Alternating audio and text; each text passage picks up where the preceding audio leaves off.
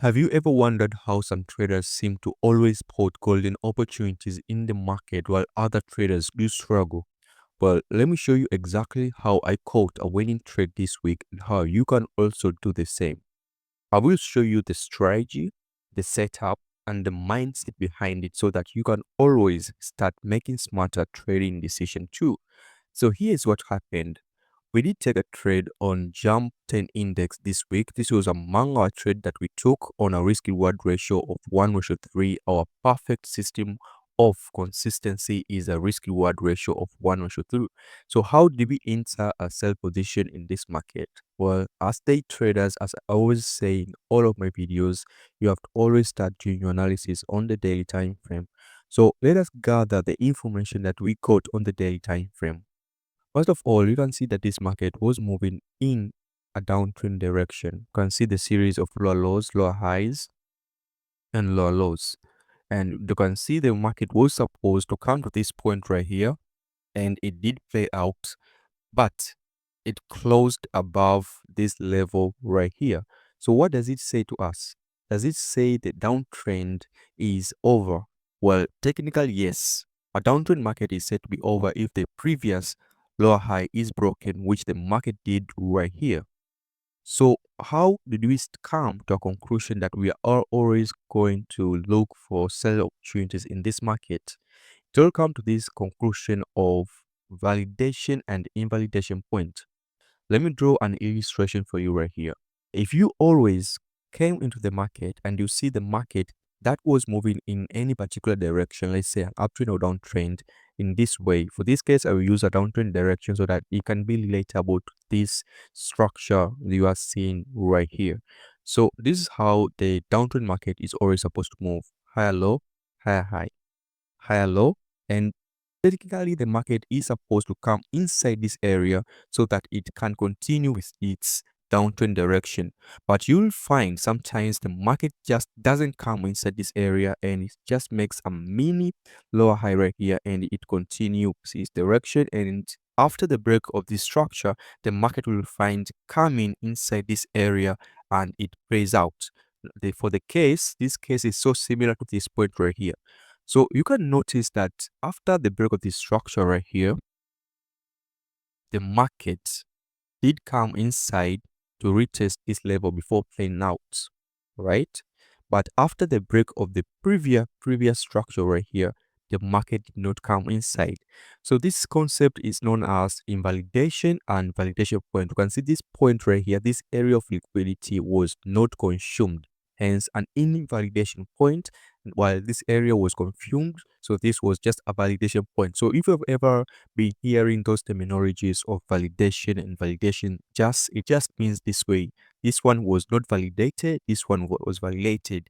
And for the market to continue to move with its intended direction, all liquidities must be consumed first before moving on. So when the market came to this area of invalidation point and it left us with this weak rejection right here, it showed us, okay, that the sellers are still strong in this market.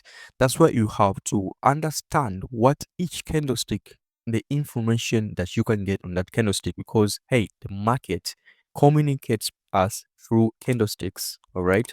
So this is one of the reasons that we were very strong bearish on this market. And since we just came to a conclusion that the market just came to our area of invalidation so that it can continue to play on its downward direction, we then, as day traders, did ignore all of the previous past information and dealt currently on what the market was showing us this point right here. That's why I say you as day traders, you have to concentrate on the most recent price action without ignoring the past information price action so that you can know where the market came from and where the market is intended to go. Because hey, if you know the direction of the market, it is easier for you to be able to predict, for your entries.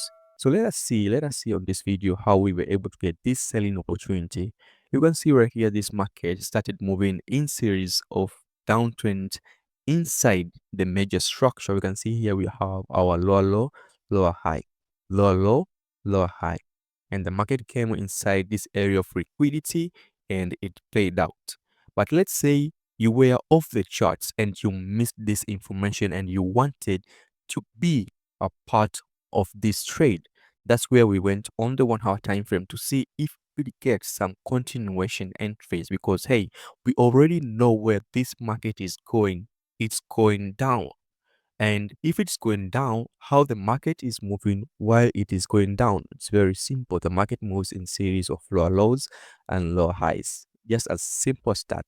And you can see right here, we did miss this entry above right here, and the market on the 1 hour time frame was moving in sideways. So this was technically, even if you were on the charts inside our computer, this could have been a very tricky entry for us to enter, because you can see this 1 hour candlesticks and the market has been moving for quite some time, just moving sideways. I did not trade, honestly, I did not trade these kinds of markets. So obviously I could have been out of this market, but this now, well, guys and girls, but this, you can see the way the market started to move right here, our impassive phase and our corrective phase right here. The market broke a structure to form another low, and the market came inside this structure of area of liquidity, took our entry, and it paid out.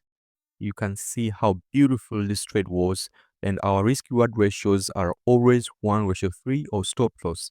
And this is a concept that I want even small account traders to always adhere to. If you're aiming to grow your account, always go with a risk reward ratio of 1:3. If you go to a risk reward ratio of 1:1, 1:2, you will have some troubles, because truth be told, you will have some weeks where you are on a losing streaks. So guys and girls, let's get back to our trade. And as you can see, the trade played out beautifully, hitting my target at a risk reward ratio of 1:3. But let me tell you this wasn't just luck. It's about trusting your strategy and being disciplined enough to stick with your plan. A matter of fact, here's the reality. You don't need to predict every market move to be successful, guys and girls. You just need a strategy with a proven edge and the patience to execute it constantly.